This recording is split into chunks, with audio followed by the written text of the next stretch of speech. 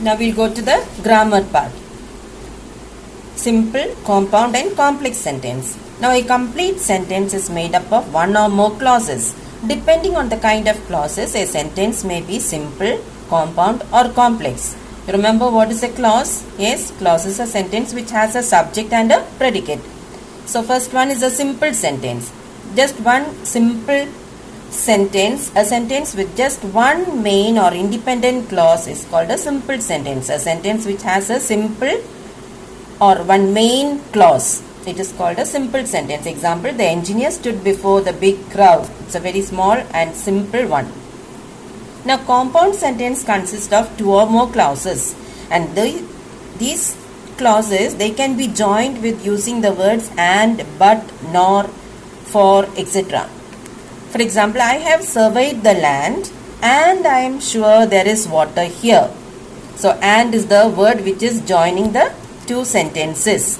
So it is called a compound sentence.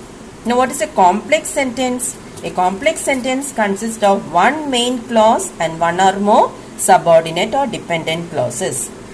So subordinate conjunctions such as that, which, when, if, since, though, until or unless, they introduce the subordinate clause. The subordinate clause in a complex sentence can come at the beginning, in the middle or at the end. For example, you look there, if we drill here, we will find water, both sweet and pure. They saw a sight that made their hearts leap. So that is the word connecting it. And in the first sentence, if is the word connecting the sentences. Now read this story. Rewrite each pair of simple sentences as a compound sentence. Use the correct conjunctions from the bracket. Conjunctions are words which join the sentences. Padmamma lived in a small village in Andhra Pradesh. Number 1. The village was facing problems of soil erosion. The village was struggling due to problems of depleted moisture conditions. So 3 words are given there, and, but and for. So the village was facing problems of soil erosion and was struggling due to problems of depleted moisture conditions. So and is the correct word there. 2. She owned 4 acres of land.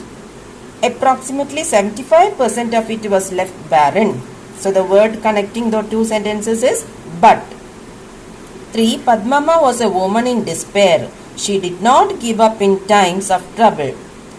So there the correct word is yet. 4. She was struggling to make ends meet. She pledged her land documents to take a loan to dig a well. So the word here is so. 5. It was during this time that Youth for Action began their activities in the village. Soil erosion was controlled. So here again the word and is the joining one. 6th one, the water retention capacity of the soil increased. There was better yield. Here also and. 7, there was increased cultivation.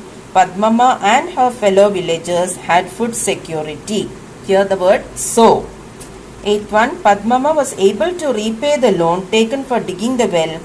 She recovered her land documents. Here it is and. Now next exercise I. Rewrite each pair of these simple sentences as a complex sentence or as a compound sentence. There was an engineer. He decided to dig a well in the village. So those two sentences can be joined by using the word who. There was an engineer who decided to dig a well in a village. 2. They dug 3 different holes. They could not find water. Here the two sentences can be joined with the word but. 3. The farmer was wise. He gave the engineer some sound advice. Here again and. 4. We can dig near the termite mound. We will find water there. So here also the word and is the word that is joining. 5. The engineer took the farmer's advice. He respected the farmer's wisdom. Again and. 6th one, they found water. The villagers danced for joy. Here also and. 7. The engineer was amazed. He decided to spread this knowledge far and wide. You can write, so he decided. 8. We should combine science and wisdom. This earth would be truly blessed. The connecting word there is so. Now J we don't want, we'll do K now. That is, listen carefully to your teacher, read sentences using idioms with water. Then match the idioms with their meanings. Idioms means sentences which have got a different meaning, not the meaning that when we read it gives us. For example, like a fish out of water, that has got another double meaning. So like a fish out of water means to feel very uncomfortable where you are. B, second one, B treading water. It is E, not moving or advancing in any way. 3, water under the bridge. That means problems in the past that do not matter now. 4, go through fire and water. That is to face a lot of problems to achieve something. 5, pour oil on troubled waters. To calm people and end an argument. And 6, like water off a duck's back. That means criticisms or advice that have no effect on the person. So with that, we stop this lesson. You can study for the exam that is coming in September. And I want all of you all to copy everything correctly. I will be sending the picture of all these answers.